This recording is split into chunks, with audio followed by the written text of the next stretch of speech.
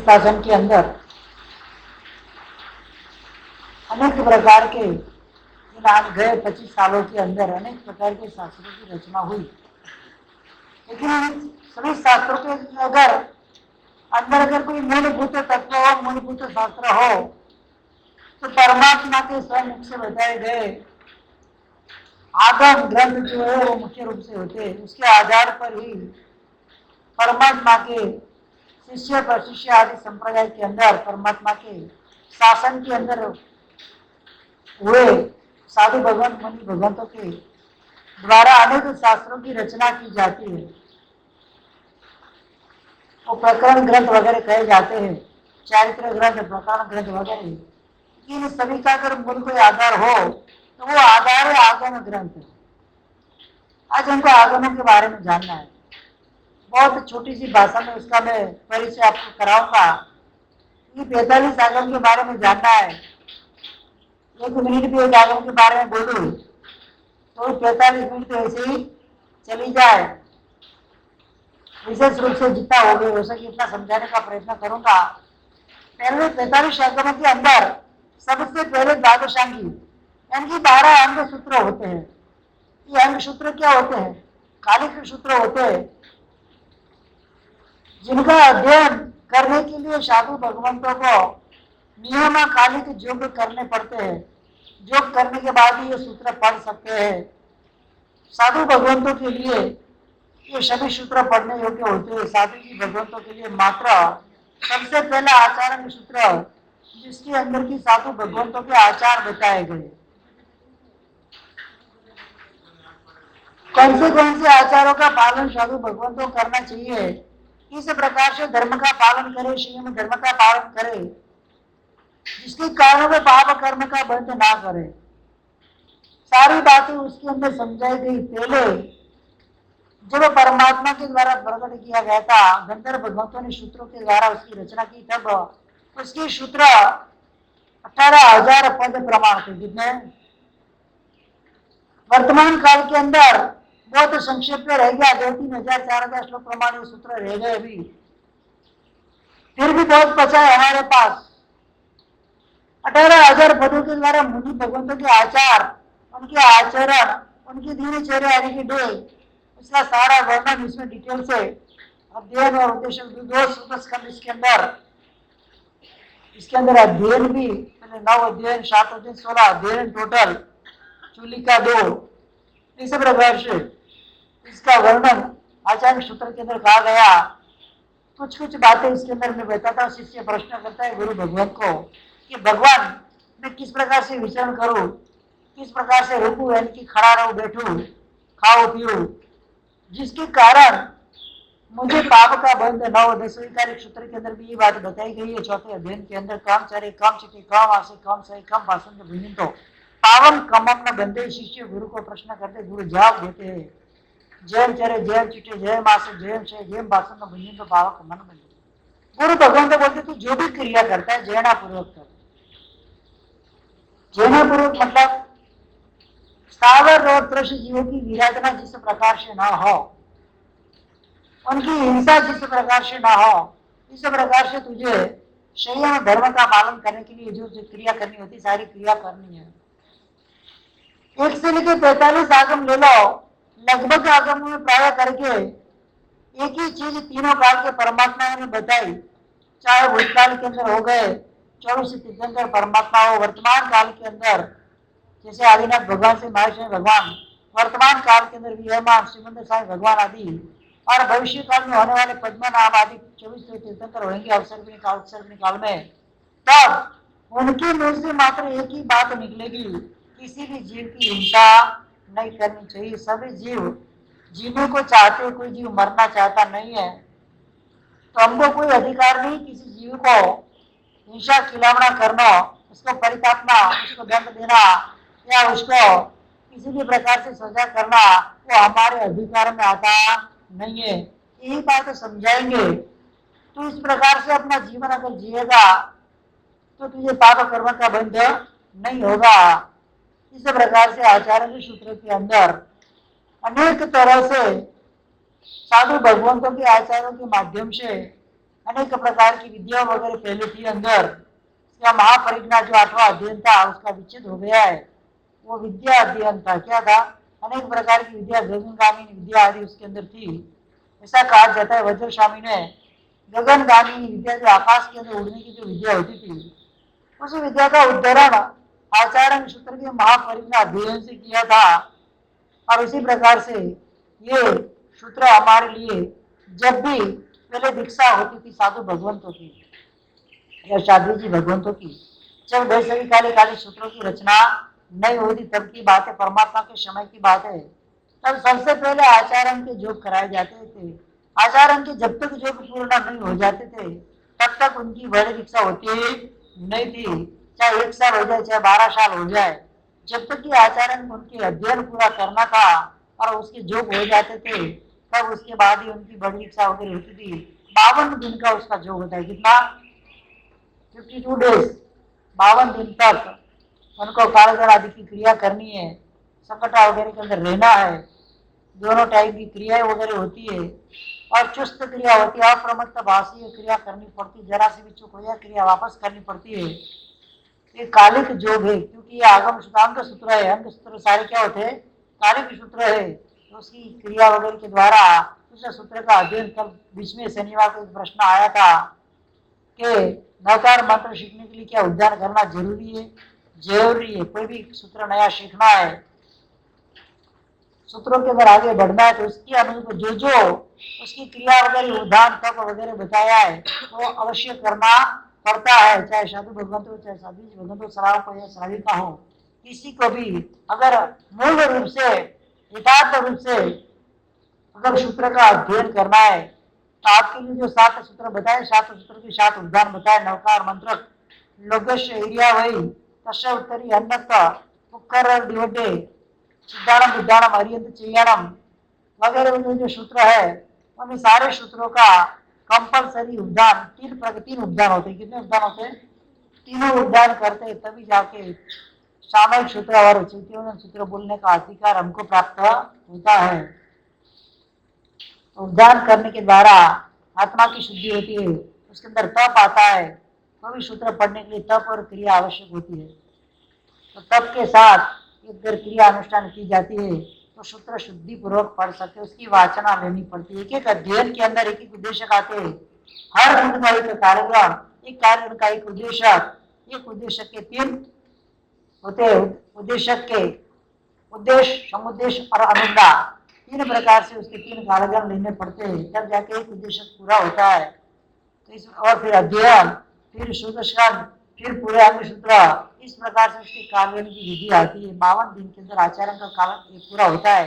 18,000 पद प्रमाण आगम सूत्र पहले था, अभी घटता घटता घटता बहुत कम रह गया है। दूसरे नंबर का जो आगम सूत्र है, सूत्र कृतांग सूत्र, स्वेदरांग सूत्र जिसको बोलते हैं प्राकृत भाषा के अंदर, ये सूत्र 36,000 पद प्रमाण पहले था। वर्तमान काल के अंदर 2-3,000 4,000 श्लोक प्रमाण बाकी रह गया, कुछ ज्यादा बचा नहीं है। इस आगम के अंदर अहिंसा के बारे में मैंने बोला ना, हर आगम के अंदर अहिंसा का वर्णन तो किया जाएगा। तत्व मीमांसा, क्रियावाद, अक्रियावाद, ज्ञानवाद, विनिवाद, अनेक प्रकार के जो क्रियावादी थे, अनेक प्रकार के जो वादी थे, परवादी थे, उनके मतों को स्थापित करके उसके मतों का खंडन और जैन धर्म के जैन सिद्धांतों की स्थापना करने स्वरूप ये पूरा आगम बताया गया है। 36,000 पदों के द्वारा अंग ज्ञान विनय, इस अंग के अंदर ज्ञान विनय, प्रज्ञाता, कल्प्य अकल्प्य छेदों पर स्थापना, व्यवहार, धर्म क्रिया, इसकी प्ररूपणा करते हैं। जैन शासन क्या चीज है, दूसरे अनेक धर्म क्या है, वो क्या बोलते हैं, किसके बारे में, मोक्ष के बारे में वो क्या बोलते हैं, धर्म के बारे में वो क्या बोलते हैं, सही है कि नहीं है, आत्मा कितनी है, कोई बोलते आत्मा एक है, कोई बोलते आत्मा अनंत है, कोई बोलते आत्मा सर्वव्यापी है, कोई बोलते आत्मा मात्र परमाणु मात्र है। लेकिन जैन शासन के अंदर आत्मा शरीर व्यापी आत्मा होती है। कैसी होती है? स्वयं शरीर व्यापी आत्मा होती है। ये जैन शासन का सिद्धांत है।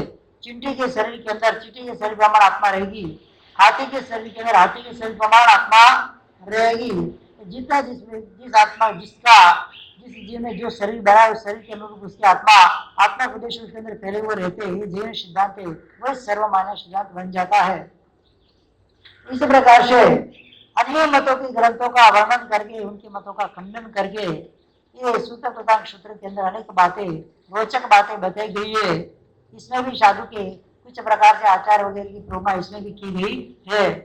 तीसरे नंबर के अंदर स्थानांक सूत्र ठाणांक सूत्र जिसको बोलते हैं, जिसकी प्रवचन अपना चल रहा है चातुर्मासिक प्रवचन ग्रंथ के अंदर स्थानांक सूत्र का प्रवचन इतने दिनों से चल रहा है। अभी तो उसका दूसरा अध्याय चल रहा है। क्या दूसरा अध्ययन के दूसरा स्थान के बारे में दूसरे स्थान का दूसरा उद्देश्य चल रहा है हमारा। यहाँ पर अनेक बातें आपने सुनी स्थानांक सूत्र के अंतर्गत, दो प्रकार के राग और द्वेष वगैरह वगैरह, दो स्थान है तो दो प्रकार की बातें आएगी। इस प्रकार से स्थानांक सूत्र में 1 से लेकर 10 तक के स्थानों की बात है। एक स्थान में क्या आता है, एक आत्मा वगैरह, दो प्रकार के श्रावक धर्म और चारित्र धर्म वगैरह, 3 प्रकार के अंदर ज्ञान दर्शन चारित्र के तेवरी, 4 प्रकार के अंदर 4 कषाय, 5 प्रकार के अंदर 5 महाव्रत, 6 प्रकार के 6 जीवनिकाय, 7 प्रकार के अंदर इस प्रकार से अलग अलग जैसे 7 द्वीप समुद्र की बात कहीं पर करते थे, अलग अलग बातें यहाँ पर ये बताई गई। 10 तक उसका विस्तार किया गया है। बहुत बड़ा स्थानांक सूत्र भी कोई छोटा नहीं है।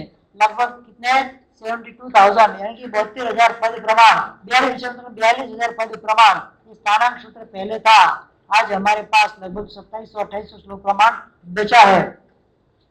उसके अंदर तत्व मीमांसा के मुख्य पदार्थों को परिभाषित और सूचीबद्ध किया गया है और एक एक करके अधिक स्थानों का वर्णन के जैसे जीव चैतन्य गुण से युक्त धर्म वाला होने से एक होता है। ज्ञान दर्शन उपयोग से 2 प्रकार का है।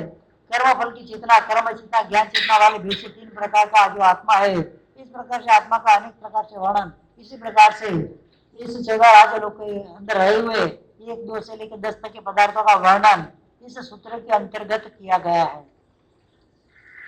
पहला कौन सा आया, दूसरा सूत्र कृतांक स्वेगड़ांक, तीसरा ये स्थानांक यानी ठाणांक सूत्र। अभी चौथे नंबर के अंदर समय यानी कि समूह। जिस प्रकार से स्थानांक सूत्र के अंदर 1 से लेकर 10 पदार्थ का समूह है, तो उसमें जो पदार्थ बच गए थे और पदार्थों का समन्वय 1 से लेके 100, 200, 1000, 2000, 10,000, लाख, कोड़ापड़ी, सागरों का वगैरह के अंदर कौन से पदार्थ आते, उन पदार्थों का पूरा वर्णन समवाय सूत्र के अंदर किया गया है। ये आगम सूत्र स्थानांकित सूत्र के तुलना के अंदर जैन धर्म के मुख्य पदार्थों को अलग अलग दृष्टिकोण से परिभाषित और सूचीबद्ध करता है।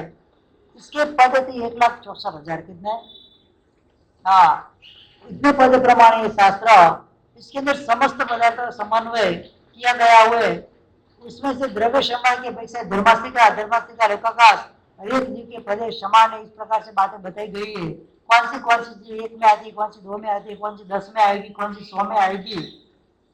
जैसे 72 जिंदालय तो 72 की संख्या के अंदर क्या आएगा, 108 की संख्या के अंदर क्या आएगा, 200 की संख्या के 150 की संख्या के अंदर क्या आएगा, 500, 1000, 2000, 10,000, लाख, 10 लाख, करोड़, 10 करोड़ वगैरह जो जितनी भी संख्या बताई गई है, उत्सर्पणी अवसर्पणी काल तक की जो संख्या, काल चक्र और पुद्गल परावर्तक की जो संख्या बताई गई है, सारी संख्याओं का वर्णन इस सूत्र के अंतर्गत आता है। चतुर्थ समय की अपेक्षा से प्रथम घर के प्रथम पटल का सीमंतक नामक प्रथम इंद्र बिल है और 2.5 प्रमाण मनुष्य क्षेत्र यानी कि 45 लाख योजन का है। जैसे मनुष्य क्षेत्र कितना है पूरा 45 लाख योजन, सीधी शिला कितनी है 45 लाख योजन, सीमंतक नरकावास कितना है क्योंकि 42 लाख योजन। इस प्रकार से 45 लाख 35 लाख योजन में जो पदार्थ आएंगे उसका वर्णन वहां पर किया जाता है। तो अलग अलग जो संख्या है, अलग अलग दोनों आगम के अंदर संख्या के आधार पर उसके पदार्थों का वर्णन किया गया है। गणिता योग में भी इसको ले सकते हैं, द्रव्यान योग में भी इसको ले सकते हैं, अलग अलग एंगल से इसको हम समझ सकते हैं। एक समय की बराबर एक मुहूर्त के बराबर भाव समय के विषय केवल ज्ञान और केवल दर्शन समान है। इसमें केवल ज्ञान की बात आएगी, अवधि ज्ञान, केवल ज्ञान, महत्व ज्ञान वगैरह के 5 ज्ञानों की भी इसके अंदर बात आती है। मेरे अपना पदार्थ अपना वही चालू था केवल ज्ञान वगैरह का। इसके बाद आता है पंचम अंग भगवती सूत्र। तो भगवती सूत्र के योग करने के बाद साधु भगवंतों घड़ी पद आदि की पद प्रदान होते हैं। सर्व आगमों के अंदर अगर शिरोमणि कोई आगम होता है, सर्वश्रेष्ठ जो आगम बताया गया है तो भगवती सूत्र। इस सूत्र के अंदर गौतम स्वामी के द्वारा पूछे गए 36,000 प्रश्न, कितने राजू भाई? हाँ, 36,000 प्रश्नों का जवाब भगवान ने समग्र प्रश्नोत्तर के बीच में दिया था। उन 36,000 पदार्थों का संकलन इस भगवती सूत्र के अंदर किए गए। इसके अंदर शतक, अध्ययन, उद्देशक वगैरह वगैरह, इसके अंदर अलग अलग प्रकार से बातें बताई गई है। अनेक प्रकार के जो 36,000 प्रश्नों के थे, कौन सा प्रश्न बाकी रह जाता है? सारे के सारे 14 राजू लोग का वर्णन समझे तो भगवती सूत्र के अंदर आ जाता है। तो ये भगवती सूत्र का योग अध्ययन करने के बाद ही श्रवण भगवान दूसरे साधु भगवान को बड़ी दीक्षा आदि दे सकते हैं, या आप कोई पदवी वगैरह के जोग वगैरह करा सकते हैं। इसके पहले पदवी के जोग करा सकते हैं। आचार्य पदवी भी घनी होता है तो आचार्य पदवी भी दे सकता है, पन्यास पदवी भी दे सकता है, उपाध्याय पदवी भी दे सकता है, मुनि पद यानी कि बड़ी दीक्षा आदि भी दे सकते हैं। और भगवती सूत्र के योगोद्वन करने के बाद समस्त शास्त्रों को पढ़ने की उनको अनुज्ञा मिलती है। मतलब समस्त गणित पीठक पढ़ने की, यानी कि 12 अंग सूत्र पढ़ने की अनुज्ञा भगवती सूत्र के योगोद्वन करने के बाद 187 दिन का ये योग होता है। कितना? 187 दिन के अंदर लगभग 75 यानी कि 75 कारगर वगैरह की विधि होती है। बाकी उसके दिन पूरे भरने पड़ते, उसमें 1 दत्ती 2 दत्ती वगैरह भी आती है, पोषाक अध्ययन भी आता है। अलग अलग अध्ययनों के अंदर अलग अलग प्रकार की क्रिया इसके अंदर बताई गई है। ये भगवती सूत्र पंचमांग यानी कि उसका मूल नाम व्याख्या पंचती सूत्र, विवाह पन्नति सूत्र, विवाह पन्नति सूत्र, अनेक प्रकार के उसके नाम बताए गए शास्त्र के अंदर है। 36,000 इसके अंदर जो श्लोक, अरे 36,000 जो उसके अंदर प्रश्न किए गए, उसका पूरा प्रमाण कितना है तो बताया 2,28,000 पद प्रमाण। कितना? 2,28,000 पद प्रमाण है भगवती सूत्र। इसके बाद आता है ज्ञाता धर्म छठा, नायक धर्म कहाओ, जिसके अंदर भूतकाल में हुए महापुरुषों के चरित्रों का आलेखन कथा, ज्ञाता धर्म कथा। ज्ञाता धर्म कथा मतलब धर्म कथा का इसके अंदर ज्ञात यानी कि दृष्टांत, धर्म कथाओं को दृष्टांत के माध्यम से यहाँ पर समझाया गया है। बहुत बड़ा ग्रंथ था। अभी हमारे पास मात्र 1500 श्लोक प्रमाण कितना रह गया? 1500-1700 श्लोक प्रमाण एक सूत्र रह गया।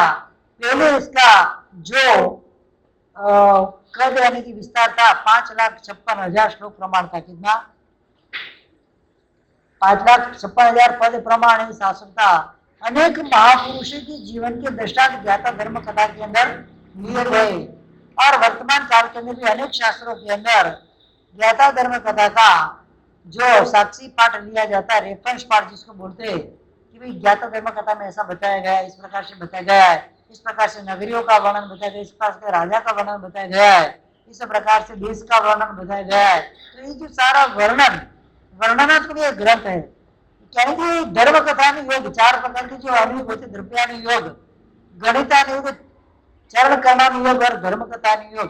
तो 4 प्रकार के अनुयोग के अंदर ये ज्ञाता धर्म कथा अनुयोग के अंतर्गत आता है। उसके अंदर अनेक प्रकार के महापुरुषों के चरित्रों का वर्णन, तीर्थंकर परमात्माओं की देशना है, संदेह को प्राप्त करने वाले गंधर्व के संदेह को दूर करने वाली विधि, अनेक प्रकार की कथाएं, उपकथा इत्यादि का वर्णन इसके अंदर कहा गया है। इसका ज्ञातृ धर्म कथा ये नाम से भी इसको जाना जाता है। ज्ञातृ यानी कि दृष्टांत, अनेक दृष्टांतों के द्वारा इस शास्त्र की जो रचना हुई है, इसके लिए इसका नाम भी क्या पड़ा?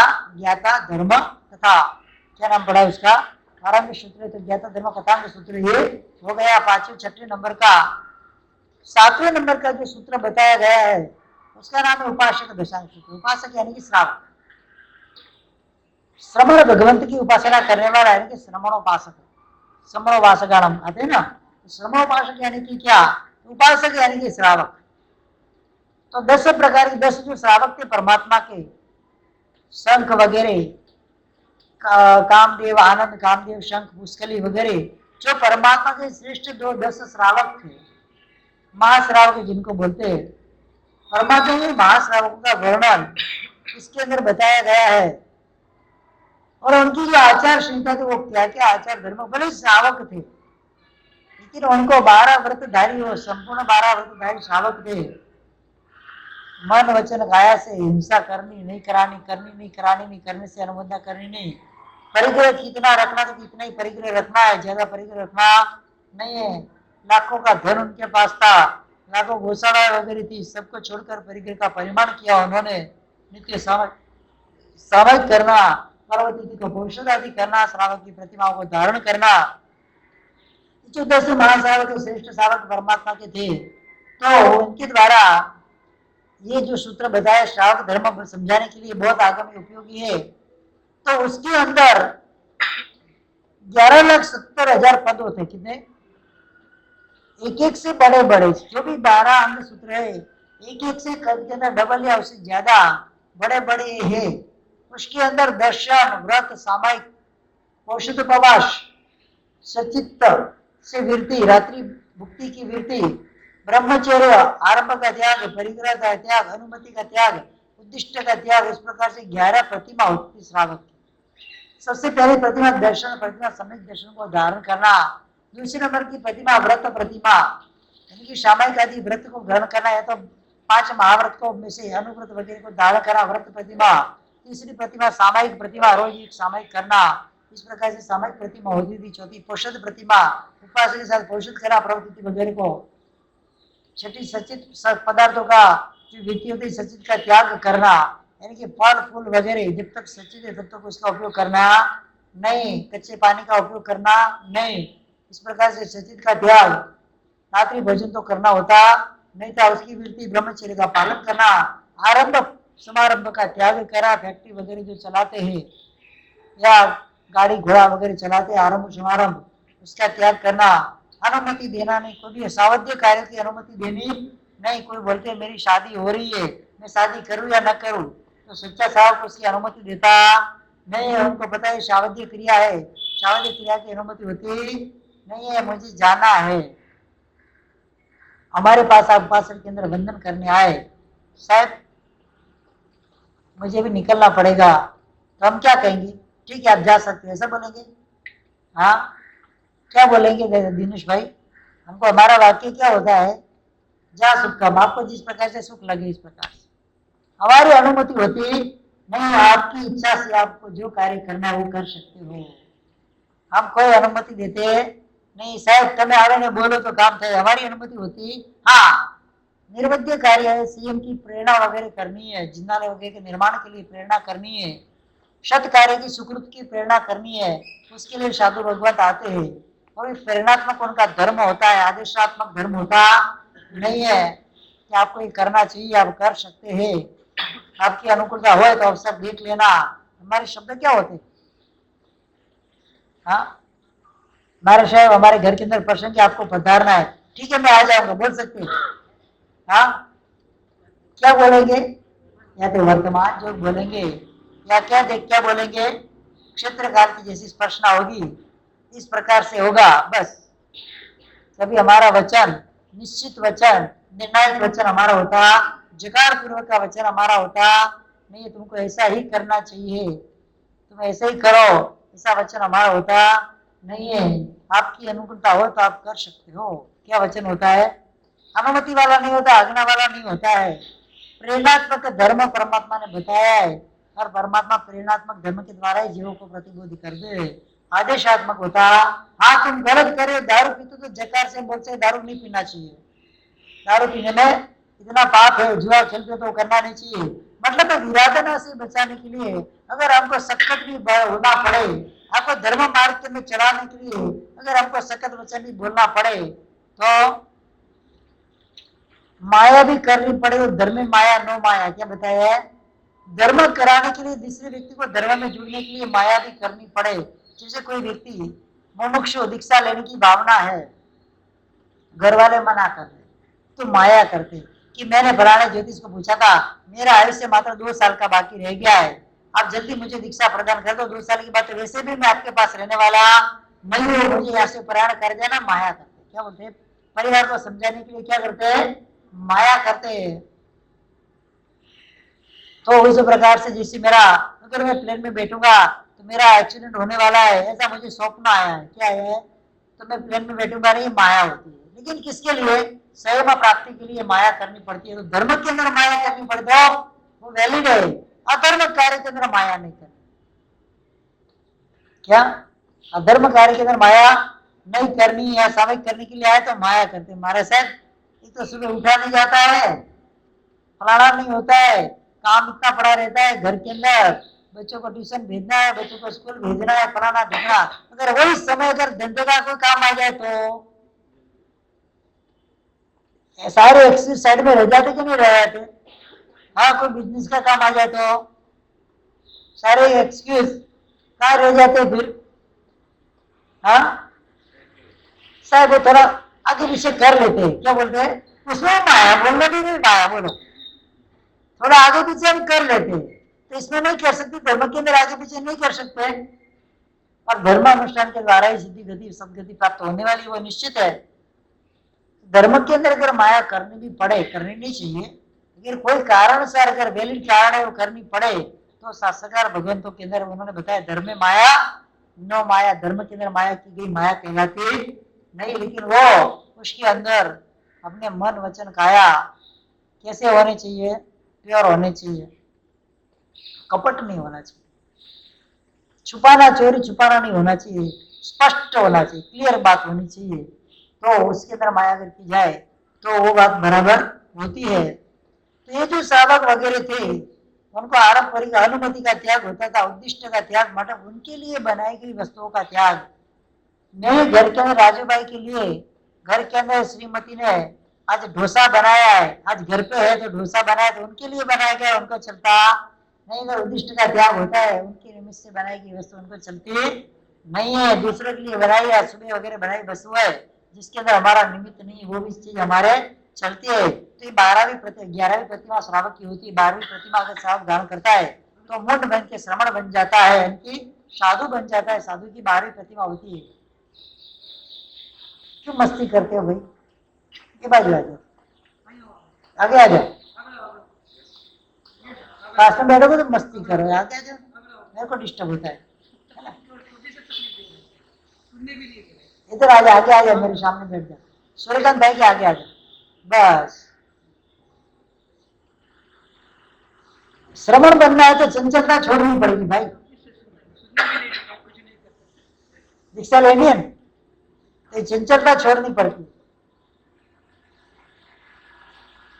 इसी प्रकार से श्रावक की जो 11 पद उपासक श्रावकों के लक्षण, उनको व्रत का आरोपण करना, व्रत को धारण करने की विधि, ये उपासक जो अध्ययन है, श्रावकों का जो अध्ययन उपासक दशांत सूत्र, वो हमारे यहाँ 7वां अंक सूत्र बताया गया है।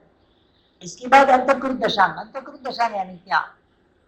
जो भी जीव केवल ज्ञान पाकर मात्र अंतर मूर्त के अंदर ही उनका मोक्ष हो जाए, उनको अंतकृत दशांग बोलते हैं। जैसे गज सुकुमार को उनके ससुर जी ने अंगारे की पगड़ी पहना दी थी, नसें फट गई, वहां पर केवल ज्ञान पाकर तुरंत ही कुछ समय के अंदर ही उनका मोक्ष हो गया। वो अंतकृत केवल नहीं बोलते, क्या बोलते उसको?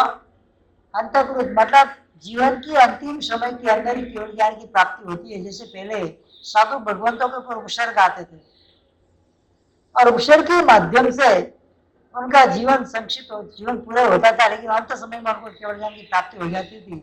जैसे खंदक सूरी, खंदक मुनि, उनको शरीर के ऊपर जीते जी चमड़ी उधेड़ी गई, जंजरी और उसी का गला काट दिया गया और तुरंत केवल ज्ञान पाकर कहां पर चले गए? मोक्ष में चले गए। कंदक सूर्य के 500 शिष्य, कितने?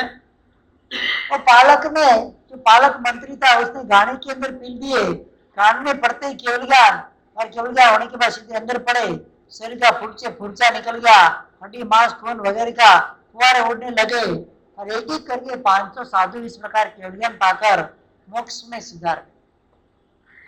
जबरदस्ती का दृष्टांत इसके अंदर आता है 500 साधुओं का। मल्लीश्वर साईं भगवान के समय के अंदर हुए कंदक सूरी, स्कंदक नाम था स्कंदक सूरी, 500 जिनके शिष्य, मन में भावना हुई दंडकारण्य, दंडकी देश था, उसके राजा तो दंडकी राजा, वहां उसके ऊंचे जीजाजी होते थे, उनकी बेहद जीजाजी वगैरह रहते थे। तो स्कंदक मुनि वहां पर से परमात्मा का विचरण हुआ तो बोले मेरे जो जीजाजी का राज्य है इधर ही ये संसार भवन को प्रतिबोध करके आता हूँ, अगर मैं वहां जाऊंगा परमात्मा तो मैं विराधक बनूंगा कि आराधक बनूंगा? तो परमात्मा बोला स्कंदक तू विराधक बनेगा, तेरे 500 शिष्य आराधक बनेंगे। ठीक है। उनको पता चल गया भगवान का वचन है, मिथ्या जाने वाला नहीं है। भले ही मेरे कुछ भी हो जाए, लेकिन जहां पर मेरे 500 शिष्य जब आराधक बनकर और मरणांत उपसर्ग आपके ऊपर आएगा, तेरे 500 शिष्य जो मरणांत उपसर्ग को सहन करते करते आराधक बनकर केवली बनकर मोक्ष में पधारेंगे, तो विराधक बनेगा, चलेगा।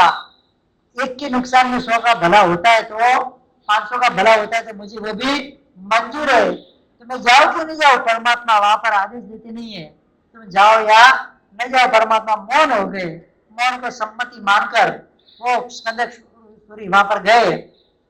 वहां पर पूरा दृष्टांत हुआ। पालक जो मंत्री था, पहले का द्वेषी था संसारी पक्ष में, जब वो संसार में थे तब उसको पालक मंत्री ने उनको निरुत्तर किया था, वाद विवाद में हराया था, मन में तब से गांठ रखी थी। यहाँ पर वो आए, उद्यान के अंदर उतरे, पालक ने दंडकी राजा के कान भरे कि आपका जो साला आपका राज्य लेने के लिए 500 सुबह यानी कि 500 सैनिकों के साथ मुनि के वेश के अंदर आकर आपके उद्यान के अंदर उतरा हुआ है, और सारे शस्त्र वगैरह पहले उसने जमीन में छुपा दी थी उनको उतरने के स्थान के अंदर। अगर आपको मेरी बात गलत लगती हो तो आप जाकर खुद तपास करो, उद्यान के अंदर खोदा के देखो, अंदर शस्त्र सब जमीन के अंदर बैठे हुए, शस्त्र नहीं मिले तो पालक का गला और आपकी तलवार। क्या उसको तो पता है कि शस्त्र छुपा हुए, एक एक करके खोते हुए शस्त्र निकल के राजा तो राजा वाजा ने बांध रहा। हाँ, कान भरे राजा के, कच्चे कान के होते राजा। राजा ने भी मान लिया पालक सही बोल रहा है, आदेश दिया सब को बंदी बनाकर लेकर आओ, बंदी बनाकर लेकर पालक उनको जो सजा देनी तू दे दे। अब बंदर के मुंह में दारू की बोतल दे दी, बंदर क्या करेगा, धमाली मचाएगा ना सीधी। उनको तो इसके लिए ध्यान तो दंड देना चाहिए, घाणी के अंदर पिलकर मार देना चाहिए कि तेरे को जो उचित लगे वो कर। सग्गा साला है ना, दंडकी राजा का सग्गा साला 500 शिष्यों के साथ आया हुआ है, जबकि हमको भी पता है कि उसने दीक्षा ली हुई है और वही आया हुआ है, फिर भी कान ऐसे भर के पालक मंत्री ने, कच्चे कान के जो राजा, पाप कर्म का राजा का भी उदय, इस प्रकार से उनको लाया गया। वहां पर घाणी, बहुत बड़ी घाणी बनाई गई लकड़े की, और आज्ञा कर दी एक एक साधु को अंदर पढ़ो और खत्म हो जाओ।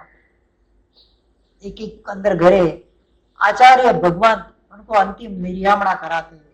शरीर और आत्मा अलग है, भिन्न है। क्या है, जो शरीर है वो आत्मा नहीं, जो मरने वाला है वो शरीर मरने वाला है, आत्मा मरने वाला नहीं है। आत्मा अजर अमर है, कसाय से आप मुक्त हो जाओ। 5 प्रकार के व्रतों को धारण करो, परमात्मा का 4 शरण अंगीकार करो, इस प्रकार की आराधना, अंतिम आराधना करा के एक एक व्यक्ति आराधना करके जैसे ही गाड़ी में पढ़ने जाते थे साधु, घर पढ़ने से पहले केवल ज्ञान पाकर सीधे गाड़ी में पढ़ते, खत्म हो गए सीधे मोक्ष में। 499 शिष्य खत्म हो गए। कितने भयंकर कोटि का मौत का तांडव वहां पर सजा गया। आकाश के अंदर सारे देव देवियां अपना कार्य छोड़कर ये भयंकर कोटि के पालक के उपद्रव को, उपसर्ग को, तांडव को देखने कोई कुछ कर नहीं सकता है। बड़ी त्रेता के अंदर जो लिखा हुआ है वो होने वाला है, कोई उसके अंदर कुछ कर सकता, भगवान भी नहीं बचा सके। भगवान साक्षात हाजिर थे मुनीश्वर स्वामी, वो भी बचा पाए नहीं। खाली उन्होंने बोला कि तू विराधक बनेगा, सारे आराधक बनेंगे एक एक करके। लास्ट में बालमुनि का नंबर आया, छोटे से बालमुनि 6-7 साल के। स्कंदक ने बोला उसको मैं मरता हुआ देख पाऊंगा नहीं, इस तरह से पीलता हुआ घाणी के अंदर, उसकी हड्डियों के टुकड़े मैं देख पाऊंगा नहीं। तो पालक को तो वही चाहे, कितने ज्यादा कष्ट उनको पड़ता है। हाँ, कितना दुखी होता है वो स्कंदक मुनि, बस उसको वही देखना नहीं, पहले मैं उसको मारूंगा। अंतिम निर्यामणा कराने के लिए बाल मुनि महाराज के पास आते हैं, देखो आपके 499 गुरु भाई समता के साधक बनकर परमात्मा का शरण अंगीकार करके 5 व्रतों को धारण करके सम्यक भावना के अंदर चढ़े हुए, एकत्व भावना के अंदर चढ़े हुए, एगो हम नथी में कोई ना मानस कसी एवं आदि न मानसो अपान मनु सासई, आत्मा मैं अकेला आया हूँ, अकेला जाने वाला हूँ। इस प्रकार से एकत्व भावना भावते भावते तुम्हारे 499 गुरु भाई केवल ज्ञान पाकर मोक्ष में सिधार गए।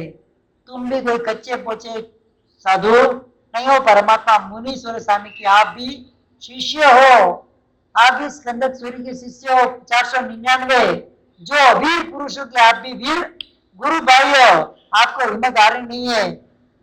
बिल्कुल ही बाल मुनि की आंख के अंदर आंसू नहीं था, आंख के अंदर तेज जगमगा रहा था। गुरु भगवान आपने जो बोला आपका वचन शिरोधार्य है, आप हंसते हंसते मुझे विदाई दो। क्या अंतिम समय था उसका, मरने के लिए जा रहे थे बाल मुनि, 6, 7, 8 साल की उम्र, मरने के लिए वहां पर जा रहे थे। जैसे ही गाड़ी के अंदर उनको फेंका गया, पूरे ऊपर देव किन्नर गांधर्व वगैरह सिद्ध विद्याधर वगैरह सारे जहाँ पे जितनी बड़ी थी सारे एक आवाज के सारे चिल्ला उठे, चीख उठे। भयंकर अत्याचार पापी पालक ने किया है। एक बाल मुनि को भी उसने बख्शा नहीं, निर्दोष से बाल मुनि को भी बख्शा नहीं। घोर पापाचार क्या होगा तेरा, सह नहीं पाए। इतने 499 शिष्य की समाधि तक तो अपने मन को समाधि में रखी समता भाव में रखकर स्कंदक सूर्य भी विचलित नहीं हुए थे। जैसे ही बाल मणि को गाड़ी के अंदर डाला गया, भयंकर कोटि के अंदर आवेश के अंदर आ गए। कौन? स्कंदक सूर्य। निहारा कर दिया, अगर मेरी तपस्या का, मेरी साधना का, मेरे संयम का कोई फल हो तो आने वाले जन्म के अंदर मैं पूरे देश को चिट्ठी समेत, सूक्ष्म जीवों के समेत जरा भस्म करने वाला बनू। नियाना कर लिया, भयंकर कोटि का विराजकता आ गई।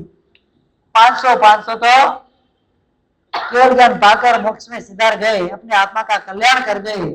500 के जो गुरु थे, जो उनका आक्रोश था, आक्रोश कोई स्थान पर गलत स्थान पर नहीं था। इतना भयंकर अत्याचार कौन देख सकता है, शक्ति होने के उपरांत कौन दे सकता है। फिर उनको भी उठाकर गाड़ी के अंदर डाल दिया, मरकर अग्नि कुमार के अंदर दिए हुए। उपयोग रखा मैं कहां से आऊंगा। भयंकर पापी पालक ने ऐसा, और गंदगी राजा ने इसको रोका तक नहीं, छोड़ूंगा नहीं। अग्नि कुमार देव आकाश के अंदर आ गए, दंडक नगर के ऊपर आग के ओले बरसाने लगा, पूरे नगर को जलाकर भस्म कर दिया। आज भी वो नगर, हम साउथ में जाते हैं, महाराष्ट्र से नीचे उतरते हैं, जो वहां पर पंचवटी का विस्तार आता है, आज भी दंडकारण्य वन के नाम से आज भी दुनिया के अंदर फेमस है। आज तक वहां पर एक पेड़ पौधा उगा नहीं है। 11 लाख साल पहले की ये बात है। 11 नहीं, मनुष्य भगवान को 15-16 लाख साल हो गए। उसके लाख, इतने लाख पहले की बात, आज तक उसके अंदर कोई भी जीव पैदा होता नहीं है। भयंकर कोटि का। इसके बाद राम और लक्ष्मण सीता को भी वन काल के अंदर, वन प्रशासन था उनका, 14 साल का वनवास के दरमियान वो दंडकारण्य वन में जाना था। पापाचार की भूमि थी, कैसी भी पाप भूमि थी, कैसी थी, इतने भयंकर। 501 साधुओं को जहां पर गाड़ी पिलकर मार गया हो, वो भी पुण्य भूमि नहीं बनती, पाप की भूमि बन जाती है। आज भी उस भूमि के अंदर जो भी व्यक्ति जाते हैं, उसके मन के अंदर दुष्ट विचार आए बिना रहते नहीं, ऐसा कहा जाता है। रामायण के अंदर एक प्रसंग भी आता है, राम लक्ष्मण और सीता वहां से विचर रहे थे। लक्ष्मण ने कभी सीता के पाव के जो पंजा रहता है, उसके अलावा सीता के स्वरूप को कभी नजर उठाकर भी लक्ष्मण ने देखा नहीं, तो उनका भाभी यानी कि माँ के समान थी।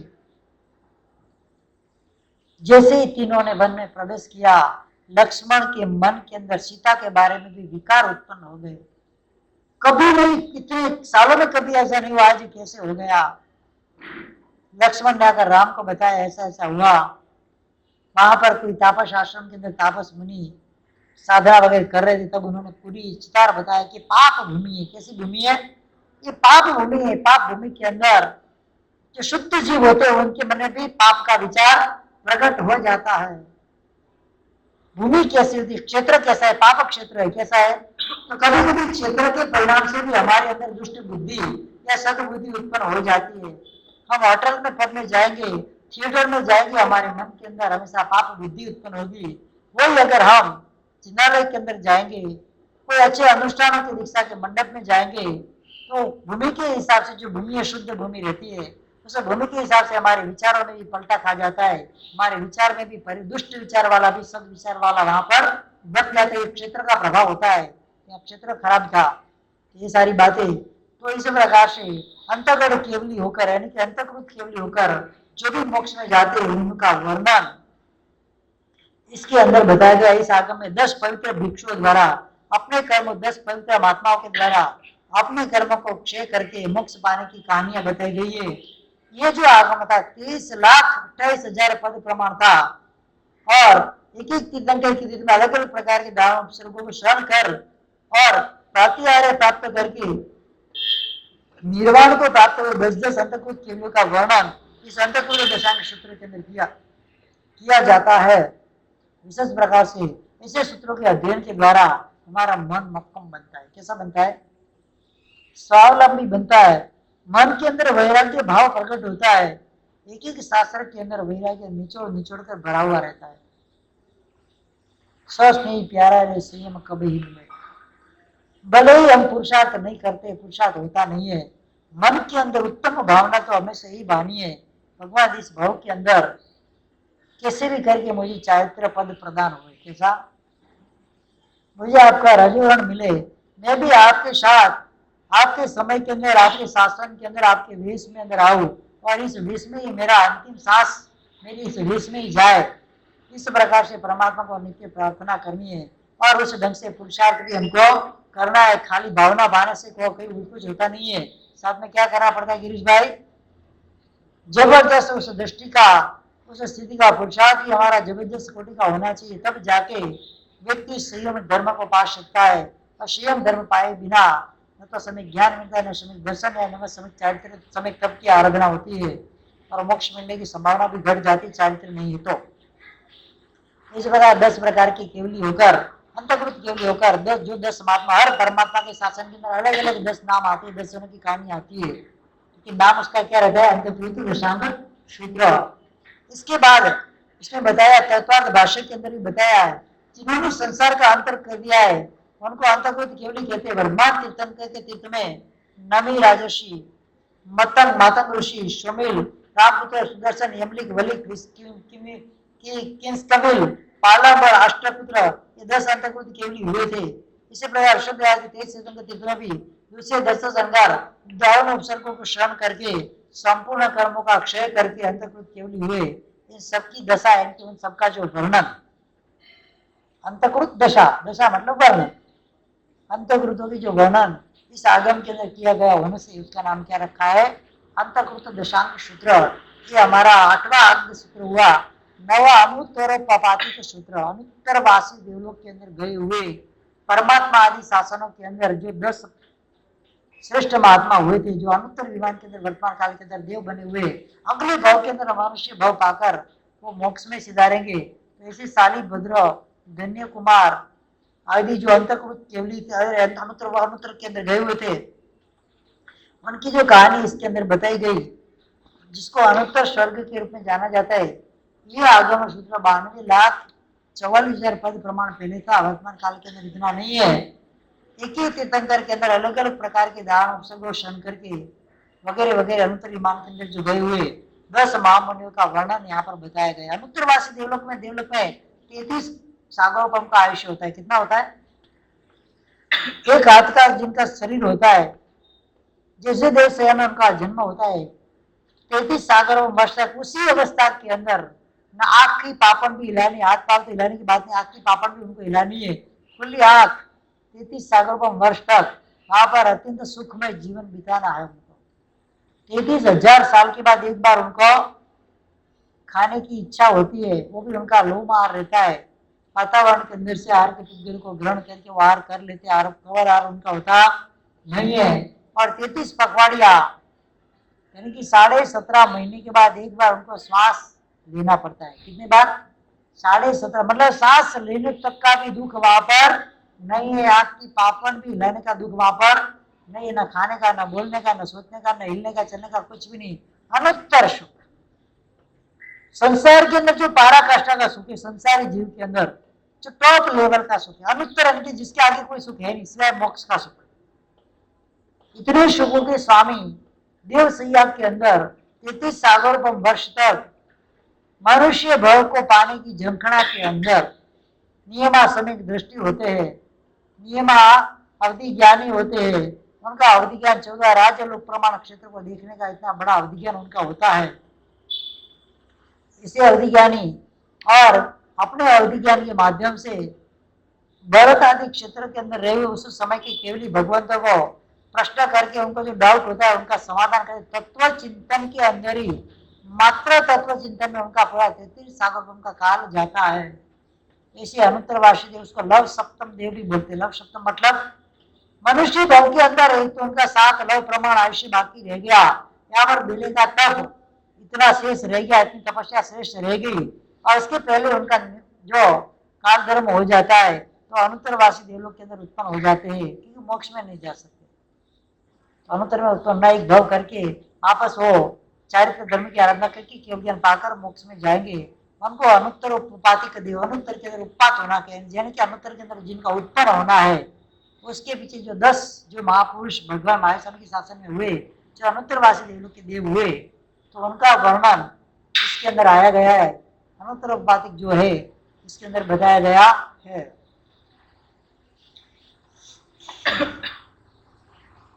उपपाद यानी कि जन्म जिनका प्रयोजन है वो उपाधिक कहते हैं उसको। विजय, वैजयंत, जयंत, अपराजित और सर्वासिद्धि 5 अनुत्तर विमान। कितने अनुत्तर विमान कितने बताए गए? तो 5 है। जो अनुत्तर के अंदर उत्पादक जन्म से पैदा होते हैं उनका अनुत्तर पावती कहते हैं। ऋषिदास, धन्य, शूर नक्षत्र, कार्तिकेय, आनंद, नंदन, शालिभद्र, अभय, वारिशन और चिलाती पुत्र, ये जो 10 थे वो अनुत्तरवासी देवलोक के अंदर देव हुए और परमात्मा के माहिर से भगवान के शासन में हुए। इस प्रकार ऋषभाद्य भगवान के शासन के अंदर 10 मास हुए, मां साधु हुए और अनुत्तर में गए हुए। इस तरह अनुत्तर विमान के अंदर उत्पन्न होने वाले 10 साधु का जिसके अंदर वर्णन किया जाता है वो अनुत्तरोपपातिक ग्रंथ कहा जाता है। इसके बाद 10वें नंबर का अंग सूत्र प्रश्न व्याकरण आता है। क्या नाम है उसका? प्रश्न व्याकरण। प्रश्नों और इसका समाधान। प्रश्न व्याकरण मतलब क्या? ये आगम धर्म के परिभाषित 5 महान व्रतों और 5 सबसे बुरे पापों का वर्णन करते हैं। 5 महाव्रत का वर्णन इसके अंदर बताया गया है। प्राणातिपात, वर्षावाद, दुर्दान, मैथुन, परिग्रह, जो 5 वीरमण है उनका वर्णन इसके अंदर बताया गया है। और 5 जो महा अशुभ कार्य करते हैं जीव, वो बुरे पाप करते हैं, उन पापों का वर्णन इसके अंदर बताया गया है। उसका कद यानी कि प्रमाण 93,16,000 पद प्रमाण है। उसके द्वारा आक्षेपिणी, विक्षेपिणी, संवेदनी और निवेदन 4 प्रकार की कथा होती है। कथा यानी कि वार्ता, धर्म कथा 4 प्रकार से की जाती है। एक तो आक्षेप कथा होती है, आक्षेप के द्वारा बताई गई। विक्षेपणी कथा, संवेदनी कथा और निर्वेद, निर्वेद उत्पन्न करने वाली, संवेद उत्पन्न करने वाली कथा, संसार के प्रति निर्वेद उत्पन्न करने वाली कथा। इस प्रकार से 4 प्रकार की कथा होती है। यानी कि भूत, भविष्य और वर्तमान काल संबंधी धन, धान्य, लाभ, अलाभ, जीवन, मरण, जय और पराजय संबंधी प्रश्न पूछने पर अनेक उपाय, उनके उपाय और लाभ का वर्णन जिसके अंदर बताया गया है कि भाई मुझे क्या काम करूंगा तो मुझे क्या लाभ होगा। मैं महाशय, मैं परमात्मा की पूजा करता हूँ, सामयिक करता हूँ, पोषण करता हूँ, चारित्र ग्रहण करता हूँ, मुझे उसका लाभ क्या होगा? अलग अलग प्रकार के प्रश्न होते हैं, जिसको प्रश्न सप्तक भी बोले। 7 प्रकार के प्रश्न संसार में कितने प्रश्न होते हैं? मैक्सिमम 7 तरह के प्रश्न होते हैं। 8वां कोई होता नहीं है। कितने प्रश्न होते हैं? 7 प्रश्नों के में सारे प्रश्न आ जाते। 7 प्रकार से प्रश्न होते हैं। सबसे पहला प्रश्न होता है कौन, कहाँ, कैसे, क्यों, कब, किसके लिए और किसने किया। क्या हुआ? बस इसके अंदर सब आ गया ना। अब क्या बाकी रहा? हमारा प्रश्न क्या होता है? क्यों आया इधर, कौन आया इधर, कहां से आया, कब आया। प्रश्न में क्या आएगा? 7 प्रकार के कहा आ जाएंगे। 7 प्रश्न होते। कितने? 7 प्रश्नों के अंदर सारा पूरा ब्रह्मांड समा गया। इसके अलावा 8वां प्रश्न कोई कर सकता नहीं है। ये प्रश्न का जो वर्णन किसके अंदर किया गया है, अलग अलग प्रकार की एकांत दृष्टियों और दूसरे समय ग्रंथों का निराकरण पूर्वक शुद्धि करके 6 द्रव्य और 9 पदार्थ की इसके अंदर प्रेरणा की गई, जिसके अंदर की जाती है वो आक्षेपवाणी कथा कहते हैं। मतलब किसी चीज की स्थापना करना, जैसे कि 9 तत्व है, जैसे कि 5 महाव्रत है, तो किसी भी चीज की स्थापना करना कथा के माध्यम से, उसको आक्षेपणी कथा कही जाती है। इसमें पहले पर समय के द्वारा स्व समय के दोष बतलाए जाते हैं। स्व समय दोष मेरे फिर पर समय के आधार पर देने के एकांत दृष्टि का शोधन करके स्व समय की स्थापना की जाती है। सबसे पहले जैसे कि दूसरे कोई धर्म के अंदर ऐसा कहा गया वो दोष रूप है कि नहीं है, अपने धर्म के माध्यम से उस दोष को बताया जाता है, फिर उस दोष की शुद्धि की जाती है धर्म के माध्यम से, वो विक्षेपणी कथा कही जाती है। इसके बाद गंधर्व, तीर्थंकर, चक्रवर्ती वगैरह का वृद्धियों का वर्णन उनकी पुण्य कथाओं के द्वारा सम्यक उत्पन्न किया जाता है। आप चारित्र धर्म अंगीकार करोगे, आप भी भविष्य के अंदर राजाधिराज का पद, तीर्थंकर का पद, गंधर्व का पद धारण करोगे। सम्यक उत्पन्न करा उस चीज के प्रति आपको श्रद्धाव उत्पन्न कराना। चारित्र का फल क्या है, परमात्मा की पूजा का फल क्या है, सामयिक पोषण का फल है, प्रवचन श्रवण का फल क्या है, तब का फल क्या है। कोई भी व्यक्ति लाभ देखकर उस चीज को करने के लिए जाता है, बिना लाभ को जाता है कोई? तो वहां पर लाभ बताया जाता है कि भाई आप ऐसी क्रिया करोगे तो आपको इस प्रकार का लाभ होगा। मतलब आपके अंदर एक प्रकार की उसके प्रति रुचि उत्पन्न करा। सामयिक यानी क्या, आपको सामयिक कराने के लिए मैंने प्रेरणा की। सामयिक का लाभ मैं बताऊंगा तो आपको पता चले सामयिक करने से कितना फायदा हो जाता है। तो इस सामयिक का लाभ बताने की जो कथा होती है, जो टॉकिंग होती है, उसको क्या बोलते हैं, संवेगिनी कथा बोलते हैं। क्या बोलते हैं, सामयिक उत्पन्न कराने की। फिर संसार के अंदर आप ऐसा करोगे आपको इसका कटुफल ऐसा प्राप्त होगा। संसार के प्रति वैराग्य उत्पन्न कराने वाली कथा कौन सी? संसार का स्वरूप ऐसा है, हर घर के अंदर ऐसा होता है, आप जहां पर भी जाओ आपका कोई मान सम्मान नहीं है। मतलब संसार के भावों के प्रति, संसार के द्रव्य के प्रति आपके मन के अंदर निर्वेद उत्पन्न कराना। संसार असार क्या है, जित्थ नति कोपी सारो तस्य नाम संसारो। जहां पर किसी भी प्रकार का सार नहीं है उसका नाम क्या है, संसार। संसरन्ति जीवा यस्मिन् इति संसार। बार बार जीव इसके अंदर जो भ्रमण करते थे, एक भाव के दूसरे भाव के अंदर, दूसरे भाव से तीसरे भाव के अंदर, उसका नाम क्या बताया है, संसार। मतलब क्या, साहब हमें तो संसारी चाहिए। क्या बोलते आप, हम भी तो संसारी है, हमको मोक्ष में थोड़ी चले गए। लेकिन संसारी संसारी कहने में भी बहुत फर्क है। संसार के अंदर ही भ्रमण करने वाले जीव को संसारी बोलते हैं। क्या बोलते हैं, इच्छा है आपको संसार के अंदर भ्रमण करने की, अनंत भाव तक अभी भटकना संसार के अंदर इच्छा है। किसको इच्छा है बोलो तो सही? अभी आने वाले अनंत काल तक संसार में भटकते रहना है, किसकी इच्छा है बोलो तो सही? है कि नहीं? तो संसारी क्यों बोलते हैं अपने आपको? पार्श्व संसारी के मुमुक्षु, हम संसारी के मुमुक्षु है। कौन है बोलो तो सही? राजू भाई, संसारी है कि मुमुक्षु है? संसारी। मोक्ष में जाने की बिल्कुल इच्छा नहीं है। हाँ, तो मोक्ष में जाने की इच्छा मतलब क्या हुआ, मुमुक्षु। हम मुमुक्षु है कि संसारी बोलो? मोक्ष की इच्छा तो नहीं, मोक्ष में जाने की जिसको मोक्ष में जाने की भावना है, मोक्ष में जाने की तलब है, मोक्ष में जाने की जिसको इच्छा है, उसका नाम क्या है, वो मुमुक्षु होता है। अब बोलना मत मैं संसारी। क्या बोलेंगे उनको पूछे तो, हाँ हमको मुमुक्षु है, लेकिन मोक्ष का हमारा पुरुषार्थ नहीं है साहब। मुमुक्षु तो हम भी है, हम भी मुमुक्षु ही है। भले साधु बन के क्या हो, क्या है, हम भी मुमुक्षु है। हमको भी मोक्ष में जाने की मार से मुमुक्षु है ना, क्या संसारी है, मुमुक्षु है ना? हम भी मुमुक्षु है, हमको भी मोक्ष में जाने की इच्छा। जिस जीव को मोक्ष में जाने की इच्छा मात्र होती है उसको क्या कहा जाता है कांति भाई?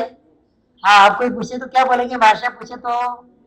हाँ, हम मुमुक्षु है शायद, लेकिन मोक्ष के लिए पुरुषार्थ हमारा कमजोर है। क्या बोलना नरेश भाई, क्या बोलना? हम संसारी तो नहीं है, संसार में भटकने वाले हम जीव नहीं है। हमको जाने की इच्छा मोक्ष में, शायद इस भाव के अंदर पुरुषार्थ कच्चा पड़ता है, या तो पुरुषार्थ करते नहीं है। बाकी इच्छा क्या है, हमारा गोल क्या है, मोक्ष।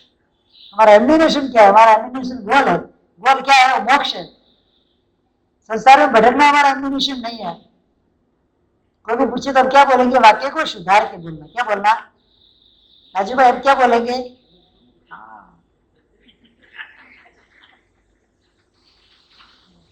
फिर जो बराबर समझदार साधु भगवंत होंगे तो समझ जाएंगे कि नहीं बराबर उन्होंने जवाब दिया है।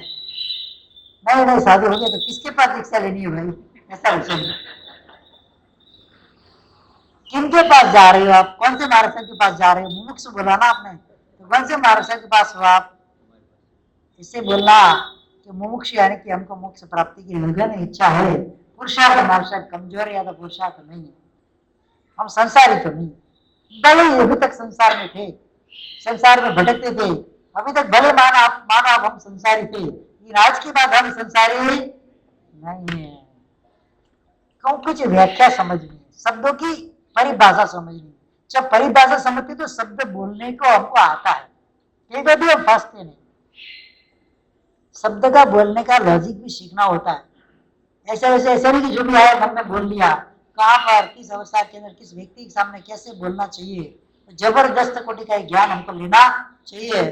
यहाँ पर प्रश्न व्याकरण के अंदर ये जो कथा बताई, निर्विदिनी संसार से वैराग्य उत्पन्न करने वाली जो कथा होती है, वो निर्विदिनी कथा होती है। नरक तेंचम कुमांशर की योनि के अंदर जन्म मरण व्याधि वेदना और गरीबी आदि पाप फलों को जो बताने वाली जो कथा होती है, वो निर्वेदनी कथा होती है कि भाई तू ऐसा करेगा तो अगले भाव के अंदर तुझे ज्ञान की आशा करेगा, अगले भाव में तुझे बेहरा गूंगा बनना पड़ेगा, अंधा बनना पड़ेगा, लंगड़ा बनना पड़ेगा, ताकि तू ये कार्य मत कर। तो उसके कार्य के प्रति उसको निर्वेद जगाना, उसके नाम क्या है? निर्वेदिनी कथा।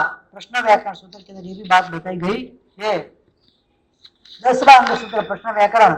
11वां अंग सूत्र जो वर्तमान काल में अंतिम अंग सूत्र के रूप में मौजूद है, इसका नाम है विपाक सूत्र। दो प्रकार के विपाक, विपाक यानी कि परिणाम, फल, रिजल्ट। आपकी भाषा में क्या कहेंगे? उसका नतीजा, रिजल्ट। तो शुभ कर्म का शुभ विपाक होता है, अशुभ कर्म का अशुभ विपाक। सूत्र के अंदर पहले 10 प्रकार के अशुभ विपाकों के 10 दृष्टांत बताए, मुर्गा पुत्र लोढ़िया का वगैरह 10 दृष्टांत बताकर उनको उन्होंने जो जो विराधना की पूर्व भाव के अंदर, उसके फल स्वरूप उनको क्या क्या भयंकर कोटि के दुखों को सहन करना पड़ा, तो दुख विपाक सूत्र। उसके बाद शालिपुत्र आदि ने पूर्व भाव के अंदर भी सुपात्र दान वगैरह करके सर्वार्थ सिद्ध विमान का सुख पाया, अभय कुमार वगैरह ने, उनका जो वर्णन आता है सुख विपाक सूत्र, उसको क्या बोलते हैं? विपाक सूत्र बताया गया। उसका नाम 1,84,00,000 पद प्रमाण है सूत्र का। कितना? 1,84,00,000 पद प्रमाण। इसके अंदर पुण्य पाप कर्मों का विपाक का फल का वर्णन, इन 11 अंगों की कुल पदों का जोड़ होता है 4,15,02,000। कितना? अब 12वां अंग सूत्र जिसका नाम है दृष्टिवाद, सबसे बड़ा। इसके अंदर बहुत सारी बातें आती है। दृष्टिवाद सूत्र के अंदर जो 12वां अंग सूत्र है, आगम दृष्टिवाद को सभी इस आगम को जैन संप्रदाय के द्वारा खोया हुआ मानते हैं। वर्तमान काल के अंदर दृष्टिवाद सूत्र अपने पास मौजूद नहीं है, चारों फिरके में किसी के पास भी वो कोई मानते नहीं है। इसमें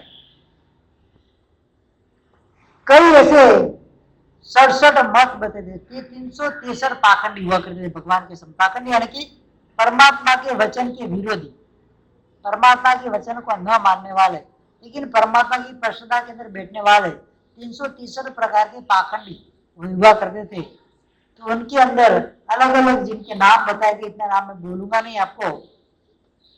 67 प्रकार के एक तो होते थे। इस प्रकार से 67 मतों का तथा वशिष्ठ, पाराशर, जतुकर, वाल्मीकि, रोमर्षि, सत्यदत्त, व्यास, शैलापुत्र, उपमन्यु, इंद्रदत्त, अयोस्थुल आदि विनायकवादी के 32 मतों का वर्णन और निराकरण किया गया है। पूर्व में कई क्रियावादी कुल भेद 363 होते, मैंने बताया ना। 363 प्रकार के जो क्रियावादी होते हैं, जो पाखंडी होते हैं, उनके भेद बताए गए इसके अंदर। उनके मतों का निराकरण करके परमात्मा जो दृष्टिवाद के सूत्र के अंदर सबका निराकरण इसके अंदर बताया गया है। इसके 5 भाग है दृष्टिवाद सूत्र के। कितने भाग है? अलग अलग प्रकार। सबसे पहला भाग है पूर्व परिक्रम, दूसरे नंबर का है सूत्र, तीसरे नंबर का पूर्वगत, चौथे नंबर का प्रथम योग और छठे नंबर 5वें नंबर का चूलिका। पांचों का वर्णन मैं आपको संक्षेप में बता देता हूँ। एक पहली बार आपके शायद 11 अंग वगैरह बारे में सुना होगा, लेकिन दृष्टिवाद के अंदर जो पदार्थ आते हैं, उन पदार्थों के बारे में शायद पहली बार आपको सुनने का होगा। तीसरी बात जो पूर्वगत है, उसके अंदर 14 पूर्व शामिल थे। दृष्टिवाद का एक भाग है पूर्वगत। तो जो 14 पूर्व है ना, समरो मंत्र बलो नवकार 14 पूर्व सार, जो 14 पूर्व बताए, लोकसार से लेकर बिंदुसार तक के जो 14 पूर्व बताए, मैंने सुबह कल ही बताया था। 16,383 हाथी प्रमाण, उसके वजन प्रमाण साई के द्वारा जितने शास्त्र लिखे जाते हैं उनको पूर्व कहा जाता है, 14 पूर्व कहा जाता है। तो 14 पूर्व पूरे के पूरे दृष्टिवाद के अंदर आ जाते हैं। परिक्रम की बात करें 5 प्रकार का होता है। चंद्र प्रकृति, सूर्य प्रकृति, जम्बूद्वीप प्रकृति, द्वीप सागर प्रकृति, व्याख्या प्रकृति, यानी कि भगवती सूत्र, ये पूरा उसके अंदर से व्याख्या प्रकृति में से निकला हुआ है। उन पांचों को परिक्रम के रूप में माना गया है। चंद्र प्रकृति नाम का परिक्रम 36,05,000 पदों के प्रमाण, चंद्रमा की आयुष्य, उनका परिवार, उनकी वृद्धि, उनकी गति और उनके बिंब आदि की ऊंचाई आदि का वर्णन बताया है। सूर्य प्रकृति के अंदर जैसे चंद्र का बताया, जैसे सूर्य प्रकृति के सूर्य का बताया गया है। जम्बूद्वीप प्रकृति के अंदर जम्बूद्वीप का पूरा वर्णन, उसके अंदर मनुष्य तिरंज वगैरह कैसे, कितने पर्वत वगैरह, कितनी नदियां वगैरह, उसका वर्णन इसके अंदर बताया। द्वीप सागर प्रकृति के अंदर जो 52,07,000 पद प्रमाण है, उसका उद्धार फल से द्वीप और समुद्र का प्रमाण, द्वीप सागर के अंदर अनेक प्रकार के पदार्थों का वर्णन इसके अंदर किया गया है। व्याख्या प्रकृति 84,04,000 पदों के द्वारा, उसके अंदर रूपी जीव अजीव द्रव्यता पुद्गल और रूपी अजीव द्रव्यता धर्म अधर्म आकाश काल भव्य सिद्ध अभव्य सिद्ध जीव राशि इत्यादि का वर्णन व्याख्या प्रकृति 5 परिक्रम सूत्र के अंदर बताया गया है। इस सब नाम जो मैं शब्द बोलता हूँ आपके लिए सब नए सुनने में आते, नए ही कभी सुने नहीं है। पारिभाषिक जैन शासन के शब्द होते हैं कि आज तक जब भी हमने प्रवचन सुने तो धर्म की परिभाषा से नहीं सुने, मात्र सामाजिक परिभाषा से सुने। कैसे सुने? आपको ऐसे रहना चाहिए, घर के अंदर ऐसे रहना चाहिए, समाज के अंदर ऐसे रहना चाहिए, इस प्रकार से धर्म आराधना करनी चाहिए। प्रारंभिक जो जैन शासन का ज्ञान होता है, जैन शासन में प्रवेश किए व्यक्ति का एंटर जो होता है ना जैन शासन के अंदर, उसका जो वर्णन होता है प्राय करके आजकल सारे महात्मा को प्रवचन के अंदर इसी प्रवचनों का ही बात की जाती है। सरल भाषा के अंदर मात्र आपकी गतिविधियों के ऊपर ही प्रवचन होता है। अभी वो छाजेड़, विनीत छाजेड़ का लड़का आर्यन अभी बिहार में अभी आया था मेरे को मिलने के लिए। मतलब हम गए उधर, कहाँ पे, ईशानिया में, तो लेने के लिए आया था कि मैं प्रवचन में जाता हूँ उधर महाराज साहब के, रात्रि प्रवचन होता है ना, उधर जाता हूँ। तो पहले 4-5 दिन महाराज साहब ने धर्म और आगम की बात की, तो संख्या 50-60 की थी। फिर महाराज साहब ने नई बात कर दी। कौन सी? हाँ, क्या क्या प्रवचन चल रहा है आपका उधर? वहां पर आपके जीवन के लिए जो जनरल जरूरी है, क्या बोला उसने मेरे को?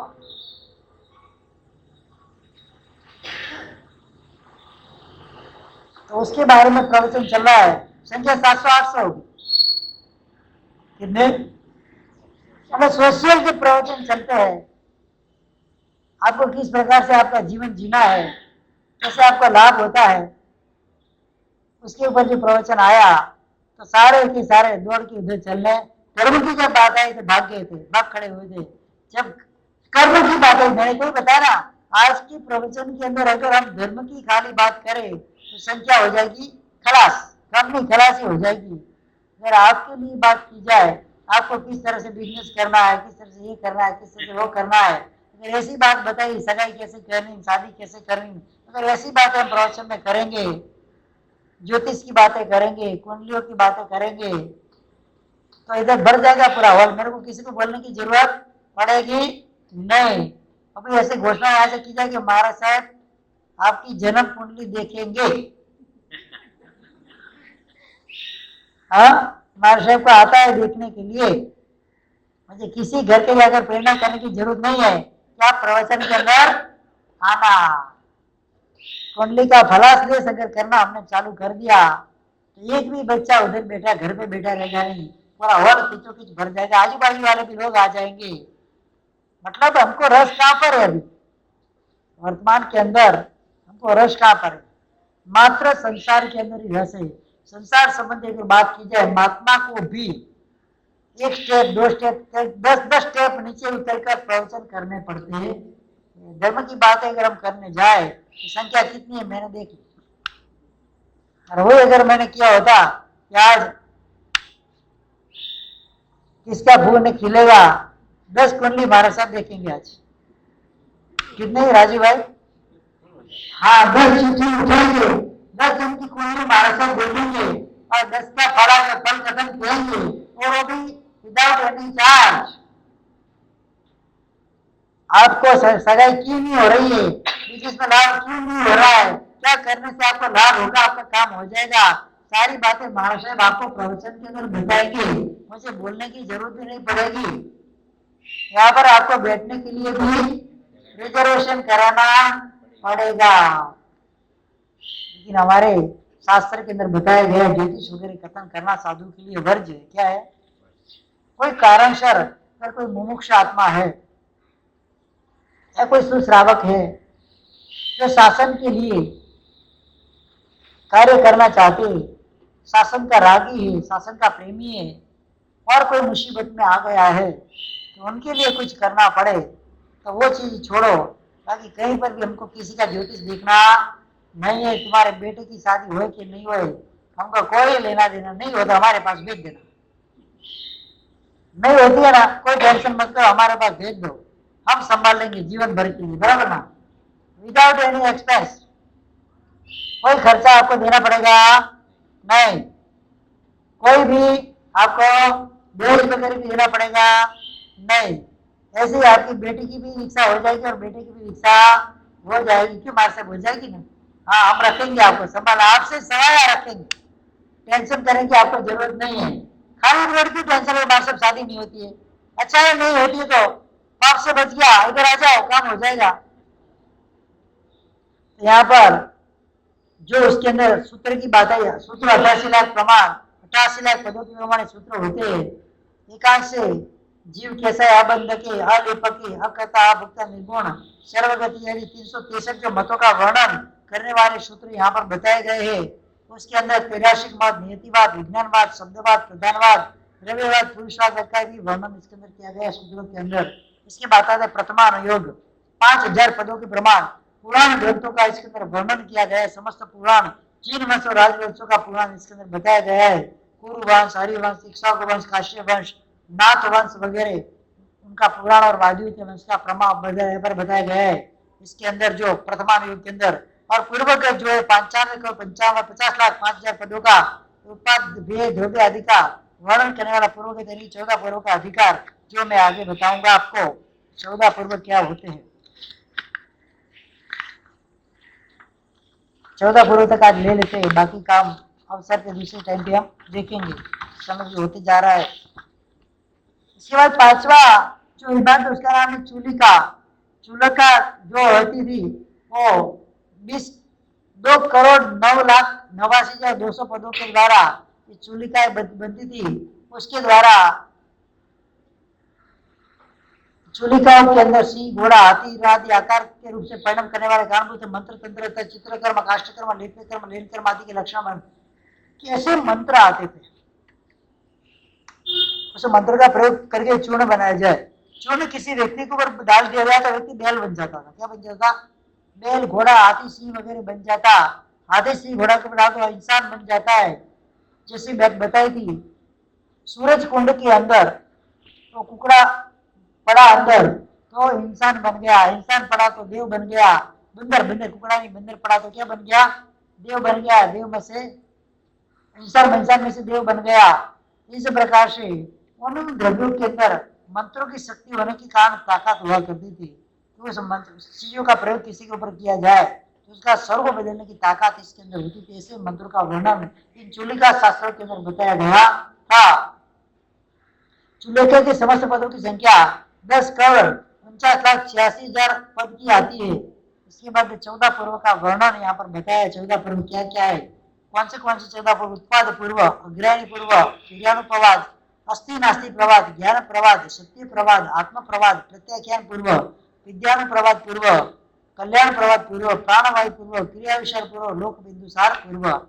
आज जो वर्तमान काल के अंदर कल्प सूत्र की वाचना होती है, पर्यूषण के अंदर कल्प सूत्र सुनाई जाता है ना, भाषा सूत्र, वो प्रत्येगान पूर्व में से निकला हुआ है। कौन से? 9वां जो प्रत्येगान पूर्व है उसके अंदर से कल्प सूत्र का उद्धार भद्रवायु स्वामी ने किया था। इन 14 पूर्व की संपूर्ण वस्तु का जोड़ 195 होता है। एक एक वस्तु के अंदर 20-20 प्राभूत होते हैं। इसमें संपूर्ण प्राभूतों का प्रमाण 3,900 का होता है। एक एक प्राभूत में 24-24 अनेकों द्वारा 12 के नाम अधिकार होते हैं। ऐसा कसाय पाहुड़ नाम के ग्रंथ के अंदर कहा गया है। सबसे पहला उत्पाद पूर्व, उसके अंदर क्या बात आती है? 10 वस्तु में 200 प्राभूतों के 1 करोड़ पदों के द्वारा जीव, काल और पुद्गलों का उत्पाद व्यय और ध्रुव्य का वर्णन किया जाता है। जैसे कि आत्मा, जैसे कि पदार्थ उत्पादन की उत्पन्न हुआ और कुछ समय के बाद उसका नाश भी हो जाएगा और कुछ समय के लिए द्रव्य के रूप में स्थिर भी रहेगा। तो उत्पाद व्यय और द्रव्य तीन प्रकार, उपमेवा विगमेवा ध्रुवेवा, तीन पदी जो होती है ना, त्रिपदी, त्रिपदी के द्वारा द्वैत संधि की रचना की के पदार्थ उत्पन्न होता है, स्थिर होता है और उसका नाश होता है। तीन ही गति पदार्थ की होती है। कितनी द्रव्य की कितनी गति होती है? तीन गति होती है। पर्याय के रूप में उत्पन्न होना, द्रव्य के रूप में स्थिर रहना और पर्याय के रूप में उसका नाश होकर दूसरे पर्याय में वापस उसका उत्पन्न होना। ये तीन पदी की उत्पाद पर्व है, पूर्व उसके अंदर समझाई गई है। फिर अग्रहणीय पर्वत के अंदर 700 नए और दूर की बात 5 अस्थि का 6 द्रव्य 7 तत्व और 9 पदार्थों का वर्णन अग्रहणीय पर्व के अंदर किया गया है। वीर्यानुपात पर्व के अंदर इसके अंदर 108 प्राकृतों का 70 लाख पदों से आत्मवीर्य, परवीर्य, उभयवीर्य, क्षेत्रवीर्य, भववीर्य और तपवीर्य इस प्रकार उसका वर्णन किया गया है। अस्थि नास्ति प्रवाद पूर्व 18 इसके अंदर वस्तुएं, 308 इसके अंदर 360 प्राकृत है, 60 लाख इसके अंदर पद है। इसमें अजीव और अजीव, अस्थि और नास्ति, अस्तित्व और नास्तित्व, आस्तिक्य और नास्तिकता का वर्णन इसके अंदर किया गया है। इसके बाद ज्ञान प्रवाद पूर्व इसके अंदर 12 वस्तु, 240 प्राकृत, 99 लाख पद द्वारा 5 ज्ञान और 3 अज्ञान का वर्णन। बोलो, मात्र 5 ज्ञान का वर्णन। ज्ञान कौन से? मति ज्ञान, शुद्ध ज्ञान, अभिज्ञान, मात्र ज्ञान, केवल ज्ञान। 5 अज्ञान, मति ज्ञान, शुद्ध ज्ञान और विभंग ज्ञान। ये 5 अज्ञान, इनके 3 ज्ञान अज्ञान का जो वर्णन, कितना वर्णन? खाली 3 अज्ञान और 5 ज्ञान, इनका वर्णन 99 लाख पदों के द्वारा किया गया। मतलब ज्ञान का वर्णन कितना जबरदस्त। मति ज्ञान क्या है, शुद्ध ज्ञान क्या है, केवल ज्ञान क्या है, अवधि ज्ञान क्या है, उसका जो वर्णन बताने के लिए कितना ग्रंथ? 99 लाख पद प्रमाण। कल्पना भी नहीं कर सकते हम, इतना भी लिख सकते हैं 5 ज्ञान के बारे में, 3 अज्ञान के बारे में। शास्त्र के अंदर कोई भी बात मैंने क्या बताया था, हर बार मैं वही बताता हूँ। अपने शास्त्रों के तक परमात्मा ने जो बातें बताई, कोई भी बात अधूरी नहीं है। कंप्लीटली और लास्ट तक, उसके अंतिम छोर तक ये बातें बताई गई है। सूक्ष्म से सूक्ष्म गणित तक ये बात बताई गई है परमात्मा के शासन के अंदर। इसके बाद ज्ञान प्रवाद पूर्व मैंने बता दिया। सत्य प्रवाद पूर्व सत्य के प्रकार, वचन, बुद्धि वगैरह के प्रकार इसके अंदर बताए गए। 10 प्रकार के सत्य वचन और उसी असत्य वचन वगैरह का वर्णन उसके अंदर किया गया है। नाम सत्य, रूप सत्य, स्थापना सत्य, प्रतीति सत्य, समृद्धि सत्य, संयोजन सत्य, जनपद सत्य, देश सत्य, भाव सत्य और समय सत्य, समय सत्य, इस प्रकार से 10 प्रकार के सत्य का वर्णन इसके अंदर बताया गया है। फिर आत्म प्रवाद पूर्व, इसमें आत्मा ही भोक्ता है, आत्मा ही वेता, आत्मा विष्णु है, आत्मा बुद्धि वगैरह, इसका आत्मा का वर्णन। फिर कर्म के अंदर बताया, तो कर्म की 8 प्रकार के कर्म का वर्णन कर्म प्रवाद पर्व के अंदर बताया गया। 1 करोड़ 80 लाख पदों के द्वारा इसका वर्णन किया गया। प्रत्याख्यान पूर्व इसके अंदर काल का स्वरूप, प्रत्याख्यान, उपवास का विधि, 5 समिति और 3 वृत्ति का वर्णन किया गया है। विद्यानुवाद पूर्व 15 वस्तु और 300 इसके अंदर प्राभुत, 1 करोड़ 10 लाख पद, इसके अंदर 700 अंगुष्ठ प्रश्न आदि 700 विद्याएं। कितने प्रकार की विद्या हुआ करती थी उस समय? 700 विद्या अलग अलग होती थी। रोहिणी थी 500 महाविद्या, 700 अल्प विद्या, अंतरिक्ष ज्ञान, भूमिका ज्ञान, अंग स्वर वगैरह, जो 8 महानिमित्त का वर्णन विद्यानुप्रवाद पर्व में होता था।